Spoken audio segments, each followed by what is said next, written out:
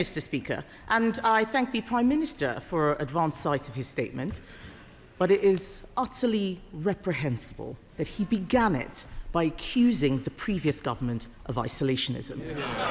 The same Conservative government, the Business Secretary is laughing, just that, we'll tell him, the same Conservative government that led the world in our response to the invasion of Ukraine, that signed a vital strategic alliance in AUKUS.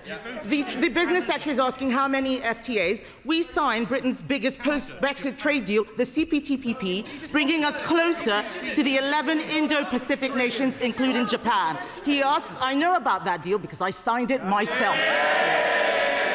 And so I welcome the Prime Minister's efforts to collaborate more with our long-standing ally, Japan. But let's turn to China. Of course Britain should engage with China, even though the Chancellor wasn't allowed to go, even though they are an authoritarian state who seek to undermine our interests, even though they spy on us, sometimes within the walls of this building, even though they fund regimes around the world hostile to our country, they are a fact of life, a global power and an economic reality. So let me be clear. It is not the Prime Minister engaging with China that we take issue with. What we are criticising is his supine and short-termist approach. I'm sure the Prime Minister means well, but his negotiating tactic has always been to give everything away in the hope that people will be nice to him in return. Before the Prime Minister even got on the plane, he'd already shown that he would do anything to demonstrate his good relationship with China. But China uses every interaction to improve its own position.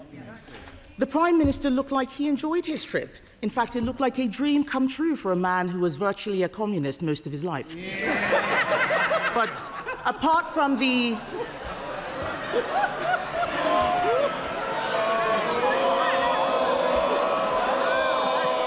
Mr. Speaker, apart from the Labubu doll in his suitcase, and I hope he's checked it for bugs, he has come back with next to nothing. We all want cheaper tariffs for Scottish whisky, but if the Prime Minister bothered to speak to the whisky industry like I did 2 weeks ago, he would know that what they really need is cheaper energy and lower taxes. What else did he get? Visa-free travel. China already offers this to other countries. It's not big enough for a prime ministerial visit. But the worst thing, Mr. Speaker, the worst thing was the Prime Minister claiming a glorious triumph with the lifting of sanctions on 4 Conservative MPs, as if he'd done us a favour. Let me tell him, those MPs were sanctioned because they stood up to China. They stood up against human rights abuses. They stood up against the country spying on our MPs in a way that he wouldn't dare.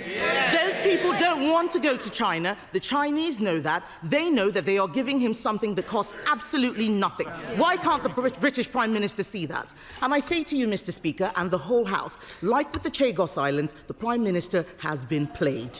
China is about to build an enormous spy hub in the centre of London, a ransom he had to pay before he could even get on the plane. I would never allow Britain to be held over a barrel like that. Yet again, the Prime Minister has negotiated our country into a weaker position in the world. His entire economic policy is to tax business more, regulate them harder, and make energy so expensive that we deindustrialise. And then we can import Chinese wind turbines, Chinese solar panels, Chinese batteries for electric vehicles, all manufactured in a country that is building a coal-fired power station every other week. Did he speak to them about that? What did his trip achieve for Jimmy Lai? Nothing. Did China promise to stop fueling Putin's war machine in Ukraine? Doesn't sound like it. What did this trip achieve for the Uyghurs who are being enslaved? Absolutely nothing. Have China agreed to stop their relentless cyber attacks? Have they? We all know the answer to that. The reality is that China showed its strength and Britain was pushed around, literally. It is no wonder, Mr. Speaker, that President Xi praised the Labour Party because the Conservatives stood up for Britain. We don't get pushed around. Britain is a great trading nation. Of course we should engage with other countries, even hostile ones. Order.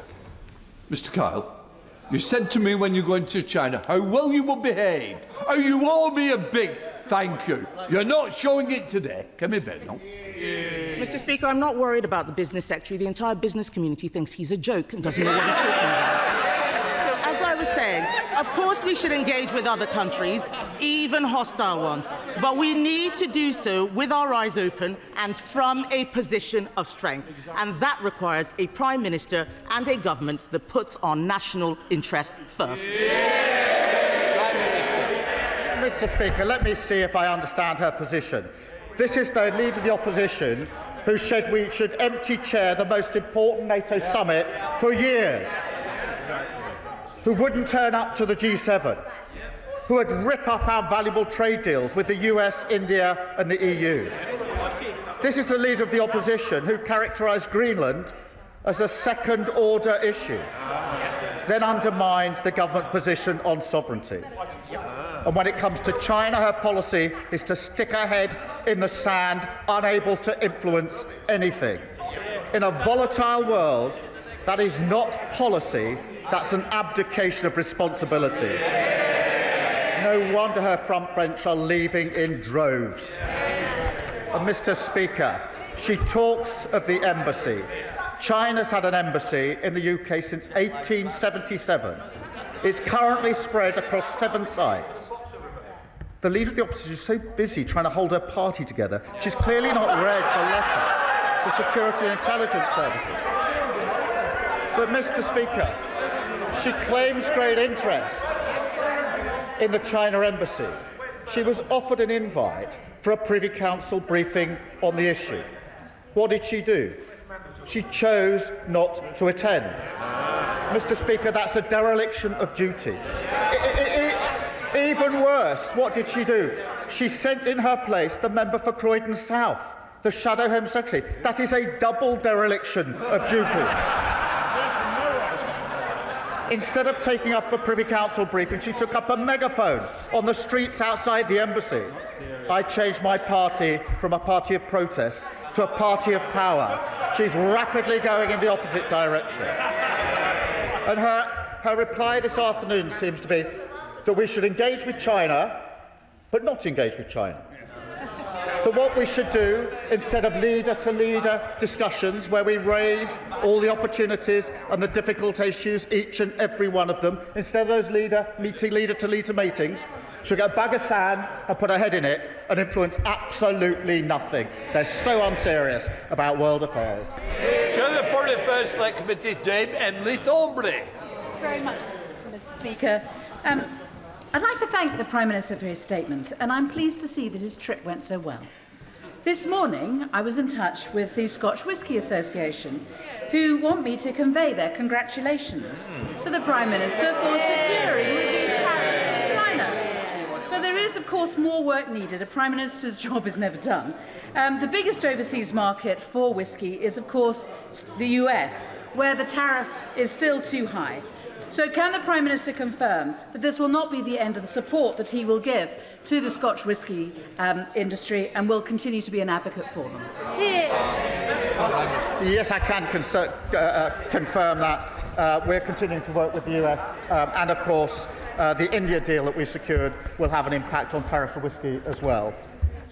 Okay. Leader of the Liberal Democrats, Sir Ed Davey.